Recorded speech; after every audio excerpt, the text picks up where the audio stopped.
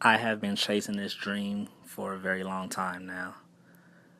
I think about all the heartbreaks, struggles, and then I sit back and realize it's more than just a dream.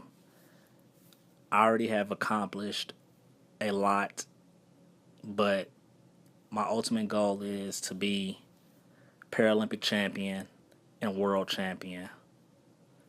I try to set the bar high for myself as one of the greats, Maurice Green from Wyandotte County, a great legend.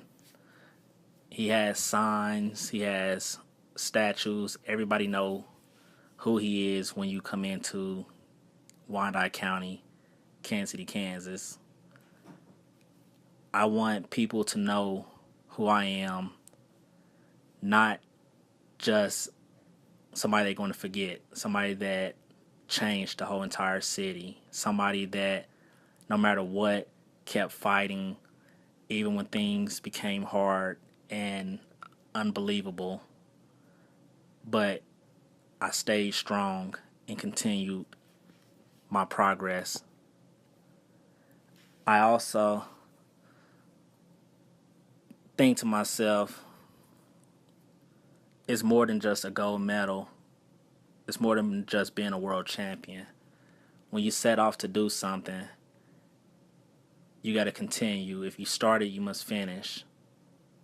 And I always tell myself, each and every time I go out and fight, or each and every time I do something, I already done this. I've been through the struggles. I've been through the pain. I've been through the heartaches. I had to fight for my life when I was 2 years old. So going out, competing, going out, showing my talents, showcasing it, this is easy. Just go out and have fun. Don't tighten up. It's been a long journey, and my mission is not complete yet. I want to do so many things as far as motivating people, because a lot of people think that it's easy, and it's really not.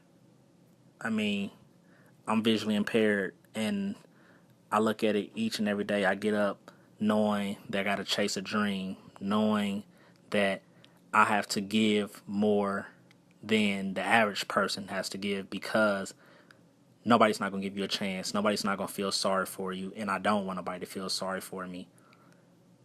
I just want opportunities to show people that I'm capable of doing things just as good or much better.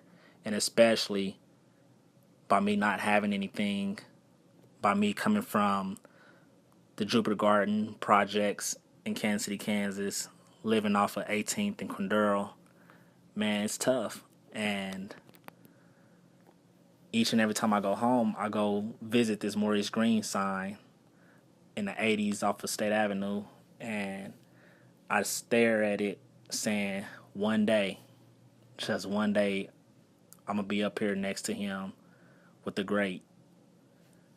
Just give me my opportunity. Let me show you that time is being well invested. And then I also think, rest in peace to my cousin, my best friend, that we did everything together except for judo. We wrestled, trained together, went to state in wrestling in the state of Kansas, and Randy Cannon. He asked me something that stuck with me for a while. He asked me a few months before he died. He said, "Ron," he said, "have you set out to do everything that you said you were going to do?" And I said, "Not yet. Why?" He said, "Well, we're getting older and we ain't going to be here too much longer, so you need to go ahead and do that." And so it's interesting that he said that, because a few months later, I was talking to him, and he was like, "Did you fight in this tournament in Dallas?" And I was like, "Nah." He's like, "All right." He's like, "You better not have." He was like, "Because if you did and you didn't tell me, he like, it's gonna be me and you when you get back to Kansas City." And I kind of laughed, and he was like, But for real, he's like, man, make sure you keep chasing that dream. Make sure you keep doing what you're doing. He's like, don't worry about nothing out here. Everything's gonna be cool. And I was like, all right, man. I was like, I got you.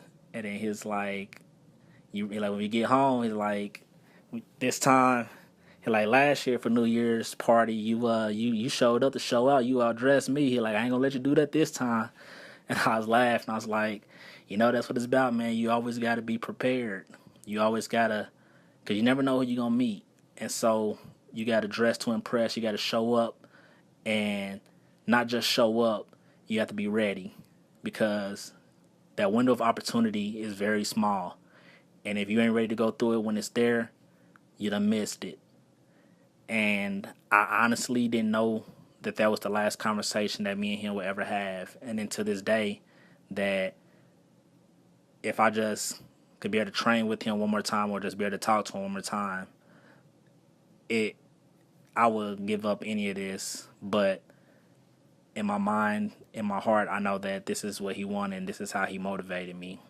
And with the same sense, in 2011, my stepmother that passed away from cancer, Kamaya Hawthorne, I talked to her the morning of her passing away. She couldn't respond, but she can hear me because she was in a coma, and her only dreams was to see me compete at the Paralympics and see me win major titles because she knew what my goals were and she knew that I had it in me to be the best ever in the world. And so with that being said, I told her that I'm going to get this done, get this opportunity, and take it and run with it and make the best out of it. And so, all in all, I'm going to continue to live my dream and their dream also, because being a champion is not just standing on a podium, hearing your national anthem, being the best that day.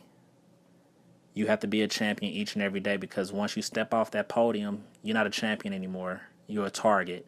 So now you have to continue training like you number 2, trying to get the number 1.